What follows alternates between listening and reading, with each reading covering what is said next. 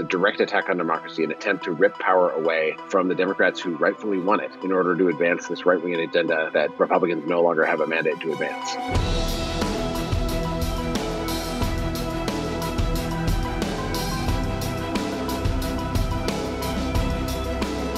This fall, after a giant mobilization, Democrats won every statewide race in Wisconsin after 8 long years of right-wing nightmare rule where Scott Walker and big Republican majorities in the state Senate and the state assembly moved the state way to the right. So it's a big change. But in the midst of all that, Republicans held on to their big majorities and actually gained a seat in the state Senate. They won 64% of the seats in the state assembly, despite winning only 46% of the votes. And that's because they gerrymandered the legislative districts so much that no matter the fact that Democrats had a huge blue wave, they were still able to hold on to power. So we're in this moment now when Republicans are going to have the majority in the state assembly and the state Senate, but they know that a Democrat is going to be governor and a Democrat's going to be attorney general. And how did Republicans react to losing the elections? They reacted by trying to torpedo the incoming administration by passing emergency legislation in an extraordinary special session of the state legislature to strip powers away from the incoming Democratic governor and attorney general, and to curtail early voting hours and lock in right-wing policies that the old governor had put forward. They're essentially trying to undo the results of the election to make sure that the Democrats cannot do the things that they promised to do in their campaigns and that voters endorsed.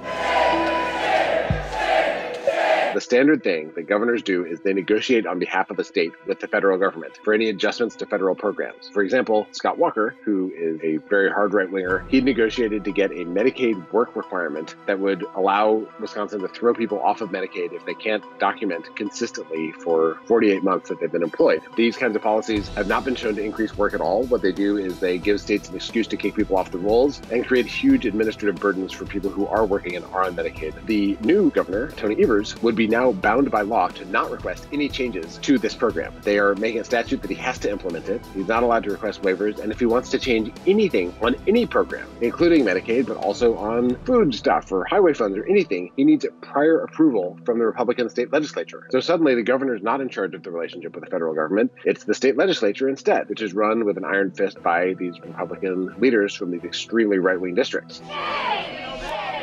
The Attorney General has a similar situation. Attorney Generals normally decide whether to join lawsuits or not, or start lawsuits to challenge federal laws, and they figure out how to defend state laws that are being challenged. The Republican state legislature would overrule the Attorney General's ability to do those things. And one place where the rubber meets the road is on the single biggest promise that Tony Evers and Josh Kaul, the new Attorney General, ran on, which is to pull Wisconsin out of the lawsuit to torpedo the Affordable Care Act. All these states are trying to kill the ACA, which would end protections for people with pre-existing conditions. Tony Evers made video after video challenging Scott Walker to drop out of the lawsuit, which he didn't do. Josh Kaul ran his campaign on this pledge to pull Wisconsin out of this lawsuit and defend protections for people with pre-existing conditions. Republicans would make that impossible, illegal for the Democrats to actually implement that campaign promise unless they give their express permission, which of course they've already signaled that they won't. They want to stop places from being able to allow early voting for anything more than 2 weeks, which is not coincidentally a lot shorter than the amount of time in Milwaukee and in Madison, the two biggest cities, that provided the edge for the Democrats to win this election. They want to stop Democrats from being elected again by suppressing votes. They want to stop the governor from allowing new forms of ID to comply with the voter ID laws that they passed to also suppress votes. As Wisconsinites, we should all be outraged today.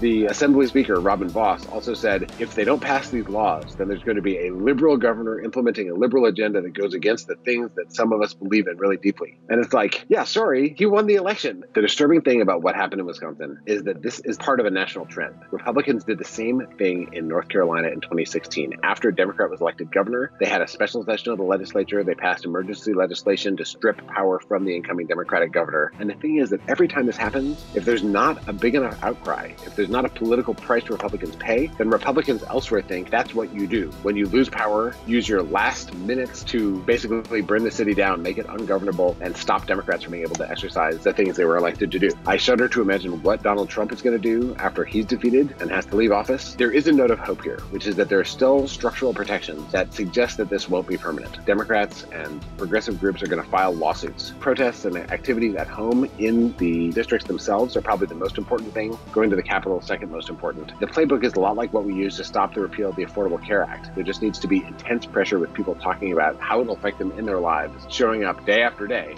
Republicans get the message.